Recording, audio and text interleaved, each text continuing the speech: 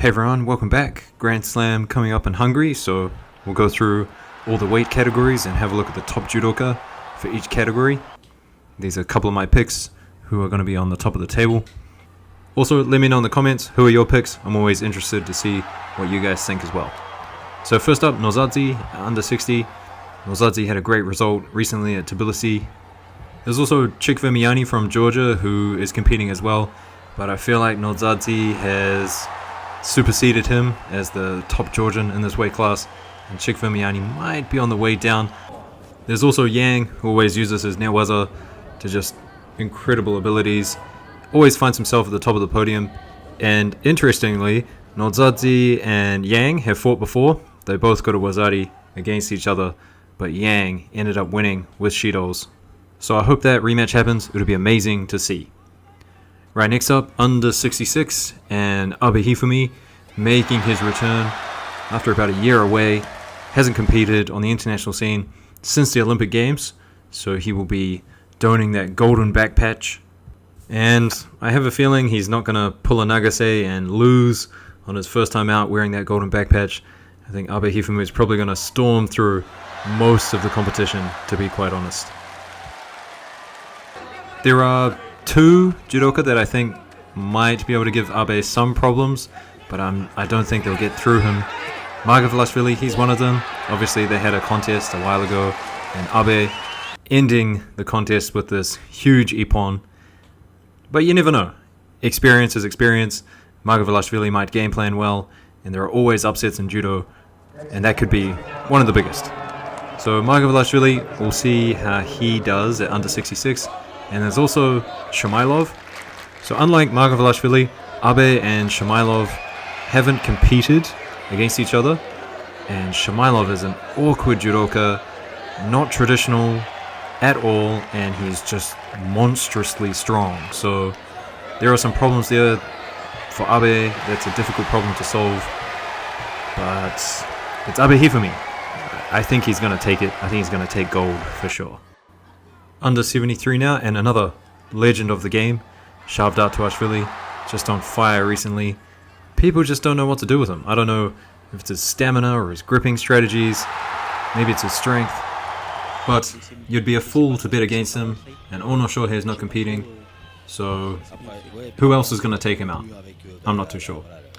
But there is Basili, and Fabio Basili sometimes just pulls magic out of his hat. At 73, sometimes he just comes out with outstanding judo. And he seems pumped up for this competition. He called out Hashimoto on Instagram, and unfortunately Hashimoto, he's not competing. Not sure why, haven't heard a word from anyone. Someone's going to comment in the comments. They've got the information. Why don't I have the information? Let me know.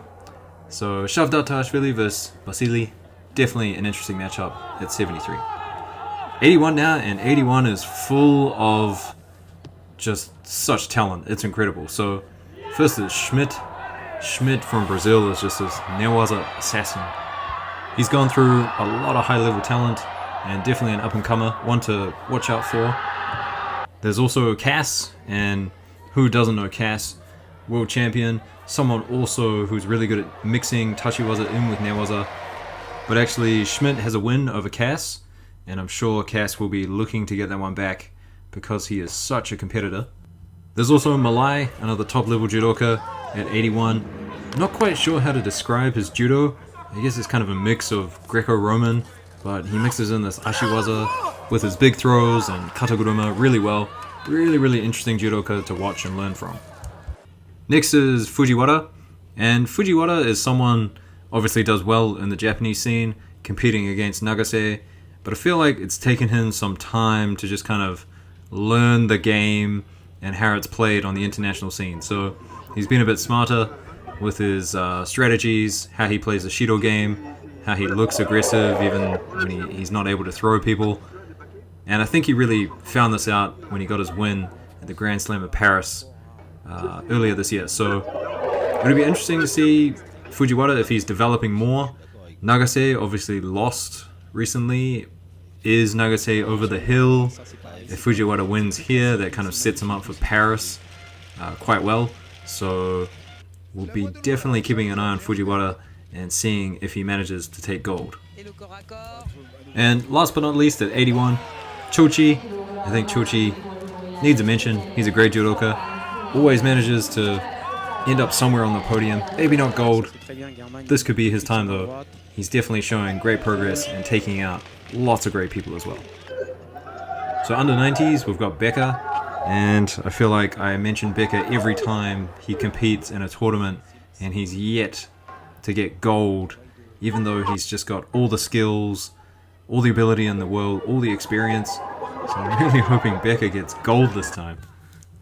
Just a little fun fact, Becca hasn't taken a gold at a Grand Slam since the Osaka Grand Slam in 2019. But he's got a win over this guy, Murao. And Murao, he's an up-and-comer. He kind of said 2022 was going to be his year, but he's had mixed results. He's lost at his weight class in Japan, but on the flip side, he beat Saito at an All Japan University tournament. I should probably do a video on that. It's a great match of how a smaller judoka should fight a bigger judoka. But Murao, he's great. I think he's the future at under 90s. I think he's better than Mukai. I think he's more consistent, has more techniques, just more tools in the kit to get the win. And all he needs now is experience. So Murao, I mean, as much as I want Becca to get gold, Murao is probably the more probable pick. But there's one more guy at under 90s. There's Trappel, silver medalist at the Olympics, and definitely has the best Instagram of all judokas in the world. I just love the stuff he comes up with, so head over to his Instagram. It's edu_triple, TRIPLE. And he hasn't competed in a while. I don't think he's competed since the Olympics, so I'm not sure why. Maybe he had some injuries, wanted to take care of his body maybe. I'm not too sure. Learn a few more skills, but he's a great judoka, and we'll see how he does. Under 100s now, and I feel like I've given Patrick Peter a bit of a bad rap in recent times. I haven't picked him before, but he's come out and shown that he is all the skills to take out top judoka, get on top of the podium. Maybe not gold, but this could be his time. This could be his time. There's also Nikiforov, kind of an interesting judoka, big, strong, likes the newaza as well. And he's got a win over Peter, and also my third pick at under 100, which is Ida Kentaro. Ida just recently competed at the Ulaanbaatar Grand Slam. Didn't get the gold that he wanted. Didn't get bronze either. So I think they're sending him over. A quick turnaround to Hungary. He's got no injuries, obviously. Just to get that experience. I think he really needs the experience. He's got the techniques. He just needs to feel more foreign bodies and get a feel for how they play the game. And lastly, guys, plus 100s. There's only one person I'm interested in, and that's Teddy Renier. Is he the Renier of old? Has he lost a bit of weight? Does he still have that explosive power? I'm doubtful. So we'll see how he does. I'm sure all eyes will be him at plus 100s. So let me know what you think, guys. Like, subscribe. Talk to you in the comments as always. And I'll see you on the day for the action. Peace.